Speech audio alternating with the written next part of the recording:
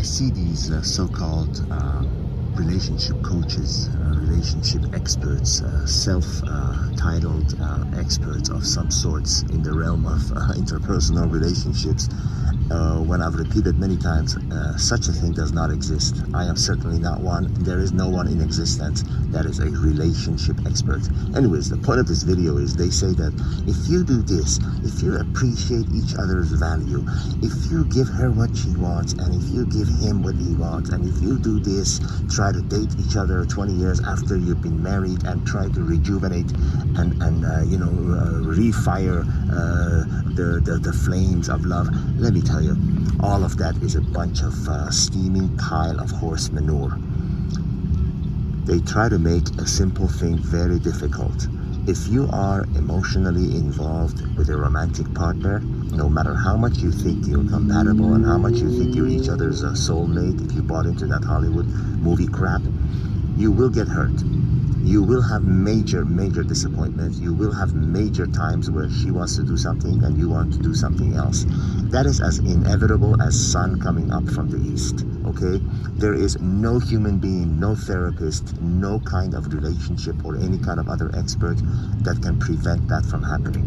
If you are spending large amounts of time with a the opposite member of opposite sex inside of a romantic relationship, no matter how much you think you're compatible you are, no matter how much you think you're politically on the same page, God forbid, I pity those who assume just because you agree politically that you are going to be compatible in other areas of life. No, if you are emotionally involved with someone and you're spending extended amount of time with each other, there's going to be times where you have violent disagreements, where they want to do something else and you want to do something else, and if you force them to do what you want to do, they will develop deep resentment for you and actually begin to hate you.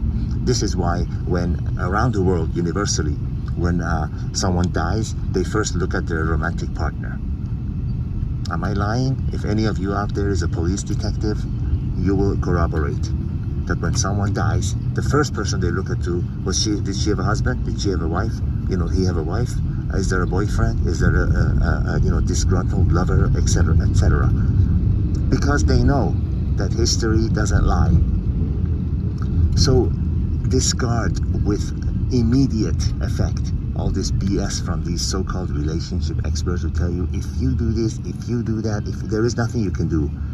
You either get emotionally involved with someone or you don't, and if you don't, then you prevent yourself from getting hurt emotionally. If you realize the underlying facts, the true meaning of red pill, which so many miss, which is underlying facts of someone is really with you, as opposed to what they're displaying or what they're portraying or what they're acting like, the reason that they're with you, then you will not get hurt, or you will significantly reduce the amount of hurt, because knowledge is power and knowledge will make you free. So don't lull yourself into thinking that, oh, if I do this next time, if I do that next time, if I go with her to the parties of her friends, if she wears a lingerie next time, it's going to be different. No, it's not. It's not going to be different. Emotionally involved with a romantic partner equals hurt in just a matter of time. Hurt, anger, resentment, disappointment, all of the above.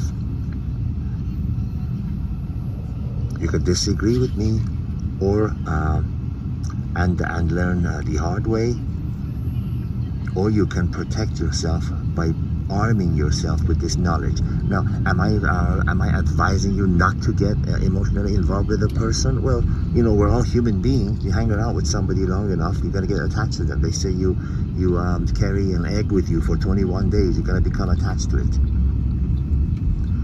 Become attached to it, but at least arm yourself with the knowledge, and then you'll get hurt much less, or you won't get hurt at all, because then you realize the real reason. Oh, this is the real reason that she left or he left.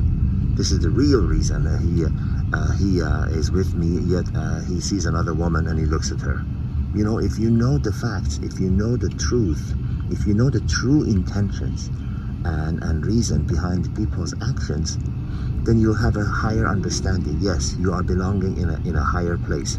Actually, intelligent people who have created things that people want, say for example, Steve Jobs, his main thing was simplicity. They say one time an engineer presented him with a prototype of an iPhone that had visible screws, and he hurled it towards the person, missing his face by about a few inches. And this is because he had repeatedly told him, I do not want visible screws. Steve Jobs, in the realm of electronics design and function, he wanted simplicity. He believed in simplicity.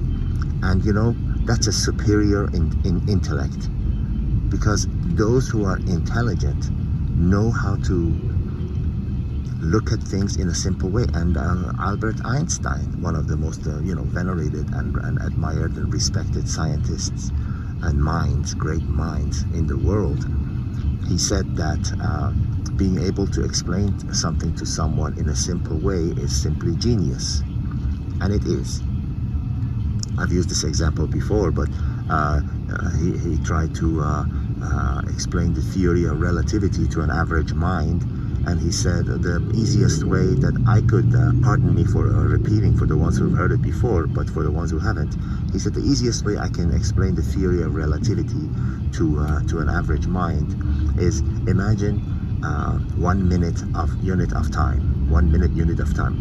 In one instance, you have your hands on a burning range, 1 minute, in which situation every second feels like a century.